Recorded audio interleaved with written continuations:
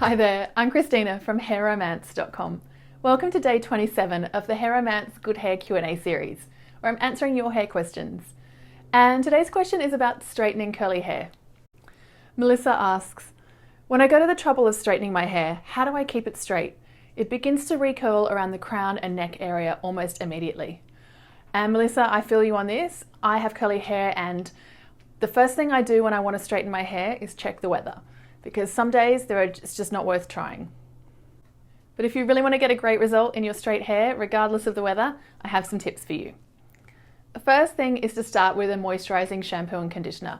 You need to start with really good, clean, hydrated hair so that it can resist the frizz as much as possible. It's even good to go for an anti-frizz shampoo or conditioner. At the moment, I've been testing a new one from Marc Anthony. It's the Marc Anthony Bye Bye Frizz. This product is actually really great. It's silicone free, so if you are following the Curly Girl routine, you can use this one and then continue with your curly products straight after this when you next wash your hair. So it's a really good option. After washing my hair, when my hair is still wet, the first product I'm going to reach for is a heat protectant that also offers some smoothing. And for me, that's the Kerastase Cement Thermique. This product's been around for a little while. They now have a few different variations. This one is an anti-frizz one, of course, which is always what I need for my hair.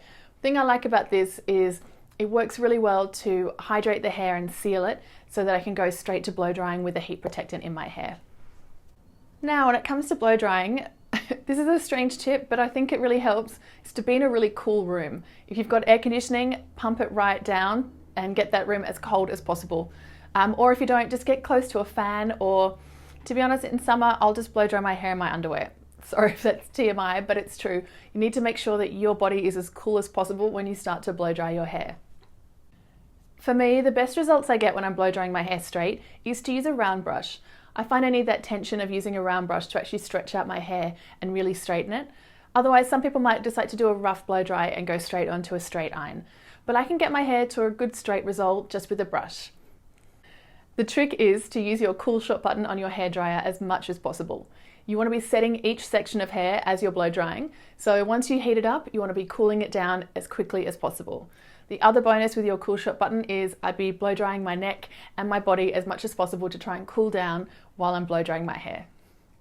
Now, if you're just doing a rough dry, or you're still going to go on after blow drying with a brush to use a hot tool, I use an anti-humidity spray. My go-to is the Oribe anti-humidity spray, and I think this one's really fantastic. I would actually spray this on my hair, then use my heat styling tool, and then finish with a little bit of this as well. You want to make sure you're using another product to try and seal out that humidity and create a really good base for your hair. As you're going as well, you might want to switch up the way that you blow dry your hair. Instead of starting from the underneath and going to the top like most professional stylists do when you're in a salon, personally, I start to lose interest halfway through my blow dry because it takes so long. So by starting at the front, I get a better result, and then the underneath layers, if I'm starting to get bored, don't need to worry as much. For me, I find that if I do the front sections first, and then I clip them together towards the front and then work backwards. It seems like a little bit a strange way to do it, but it works really well. It gets a lot more volume in your blow dry as you're bringing your hair forward as well. And it just means that when you're interested in the process, you get to actually pay attention to the sections that everyone else is going to see. If it does start to curl up underneath, yeah, that can be a little bit of a problem, but nobody's going to see it if the top layer of your hair is looking really great. So if you are blow drying your hair and you want it to stay straight, start at the front instead of at the back underneath. To make sure that your hair is finished and looking perfect, I use hairspray. I'll link to my other video about hairspray, but this is the time where I'll spray hairspray on a brush and smooth it down over my hair to make sure I catch all those little flyaways. We all have them, and hairspray is the trick to make sure that they're all sealed into the style and they're not off on their own way. And as you get on your way to take your beautiful straight hair wherever you're going, you want to make sure that it arrives looking as good as it did when you finished. Now, if you're in a nice cool room, hopefully you can get a nice air-conditioned car and get to where you're going easily.